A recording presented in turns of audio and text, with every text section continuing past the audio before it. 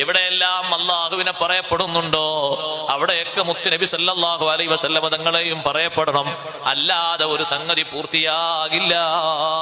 വെള്ളിയാഴ്ച ഖുതുബ ഓതുന്ന ഖത്തീബ് ഹംദ് മാത്രം ചൊല്ലിയിട്ട് ഖുതുബ നിർവഹിച്ചാൽ ഖുതുബ സ്വഹീഹല്ല. ഹംദിന്റെ ശേഷം സ്വലാത്തും ചൊല്ലണം. നിസ്കരിക്കുന്ന ഒരു മുസ്ലിം നിസ്കാരത്തിൽ അള്ളാഹുവിന് അഭിവാദ്യം അർപ്പിക്കുന്നു. ആ അഭിവാദ്യം കഴിഞ്ഞ ഉടനെ ലോകത്തിന്റെ നേതാവിന് സലാം പറയുന്നു. ആ ഒരു സലാം പറയാതെ ഇവിടെ നിസ്കരിക്കാൻ ആർക്കും കഴിയില്ല. നിസ്കാരത്തിന് മുമ്പും മറ്റു സന്ദർഭങ്ങളും ബാങ്ക് വിളിക്കുമ്പോ അള്ളാഹുവിനെ സാക്ഷ്യപ്പെടുത്തുമ്പോ അശ്ഹദു അല്ലാ ഇലാഹ ഇല്ലല്ലാഹ് എന്ന സാക്ഷ്യപ്പെടുത്തൽ കൊണ്ട് മാത്രം ബാങ്ക് പൂർത്തിയാകൂല.